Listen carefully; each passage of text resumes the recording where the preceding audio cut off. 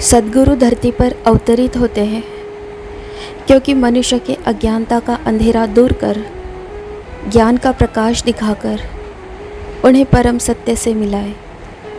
सांसारिक मोह माया से दूर हटोगे तभी आप परम प्रकाश तक पहुंच पाओगे। लेकिन मनुष्य तो मनुष्य ही रहेंगे।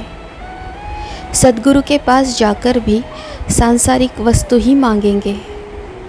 किसी को धन, किसी को नौकरी, किसी को संतान, बस सांसारिक सुख ही चाहिए। और सांसारिक मांगे अपेक्षाएं ख़त्म ही नहीं होती। ज़रा उन्हें अल्प विराम दो और आत्मज्ञान के बारे में कुछ सोचो। सांसों पर विराम लगते ही संसार पर भी विराम लगेगा। सद्गुरु के परम ज्ञान से जो परम सुख मिलेगा वह संसार के बाद भी काम आएगा। अनंत कोटि ब्रह्मांड नायक राजाधिराज योगीराज परब्रह्म श्री सच्चिदानंद सद्गुरु साईनाथ महाराज की जय। ऐसा जयकारा लगाते हो, क्या तुम्हें सद्गुरु का अर्थ भी पता है? सद्गुरु से जब मनुष्य मिलता है तब उनका सांसारिक मोह दूर होकर उनमें वैराग्य आता है। वे सद्गुरु के नाम, ध्यान, भजन में रम जाते हैं और संसार से परे परम सत्य तक पहुंचने की कोशिश करते हैं। सद्गुरु हर पल उनका मार्गदर्शन करते हैं और जो अभी तक संसार में ही उलझे पड़े हैं, संसार से ऊपर उठकर उन्हें ऊंचाई तक पहुंचना ही नहीं है, वे भी सद्गुरु साईनाथ महाराज की जय ऐसा जयकारा लगाते हैं। मनुष्य ही केवल ईश्वर की भक्ति कर सकता है, परमार्थ प्राप्ति कर सकता है, जीवन मरण के चक्रव्यूह से मुक्त होने का प्रयास कर सकता है। खाना पीना, सोना और बच्चे पैदा करना अगर यही मनुष्य जीवन है तो यह तो पशु पक्षी भी करते हैं। फिर उनमें और मनुष्य में क्या अंतर रहेगा? जब तक अहंकार रहित होकर सद्गुरु चरणों में पूर्ण समर्पित नहीं हो जाते, संपूर्ण श्रद्धा नहीं दिखाते, सद्गुरु से परम ज्ञान की प्राप्ति नहीं हो सकती। जब परम समर्पण होगा, तुम्हारे संपूर्ण शरीर का, मन का, बुद्धि का, इंद्रियों का कार्यकल्प सद्गुरु निर्धारित करेंगे।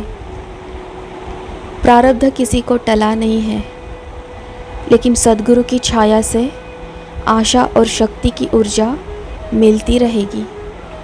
इतना ही नहीं, सद्गुरु कृपा भाग्य के लिखे को भी बदल सकती है।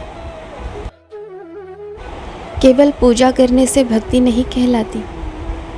भक्ति में पूर्ण समर्पण भाव होना आवश्यक है। लेकिन जिन्हें सांसारिक भोग विलास में ही आनंद मिलता है, वे ईश्वर या सद्गुरु के प्रति पूर्ण समर्पण कैसे दिखा पाएंगे? सद्गुरु की शिक्षाएं जीवन में उतार कर आचरण में लाना, यही भक्ति है।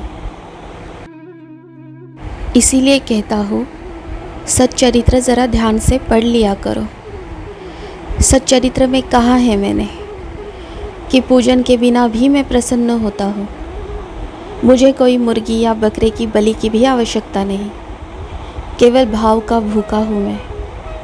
मनोकामना पूर्ति भी होगी और संकटों का हरण भी होगा। केवल सच्ची भक्ति भाव की आवश्यकता है।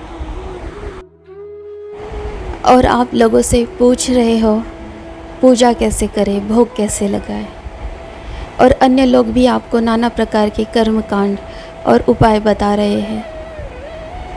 इसलिए फिर से कहता हूँ, सच्चरित्र सच्चे मन से, मन में कोई भी शंका न रखकर पढ़े। अन्य लोगों से भ्रमित नहीं होना पड़ेगा। जो भ्रम फैलाएंगे उन्हें उनके कर्मों का फल मिलेगा। मैं तुम्हारा सद्गुरु साई तुम्हारा मार्गदर्शन करने के लिए समर्थ हूँ। अन्य लोगों से चिंधिया जमा करने में अपना समय व्यर्थ ना गवाए। और मैं तुम्हें संसार त्यागने को भी नहीं कह रहा हूँ। संसार में ही रहकर ईश्वर प्राप्ति कर सकते हैं।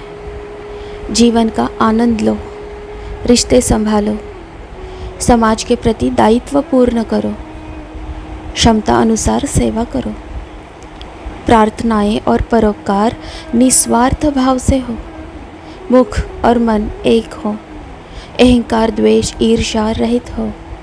परमात्मा आपको अंदर से देख रहा है। सबसे इंद्रियों से लगाव रखो, लेकिन मन ईश्वर में हो। सच्चरित्र में जो सीख दी है उसका पालन करो। तुम्हें और तुम्हारे परिवार को संभालने की जिम्मेदारी मेरी होगी। जीवन में श्रद्धा सबूरी से ही सब प्राप्त होता है। सच्ची भक्ति करोगे तो सही और गलत का मार्गदर्शन मैं करता रहूँगा। जो सच्ची समर्पित भक्ति करते हैं उनको मांगने की कोई आवश्यकता नहीं होती। बिन मांगे ही सारे सुख उनके झोली में डाल दिए जाते हैं। सद्गुरु भक्ति में एक निष्ठता और नाम स्मरण यही तारण उपाय है। खुश रहो।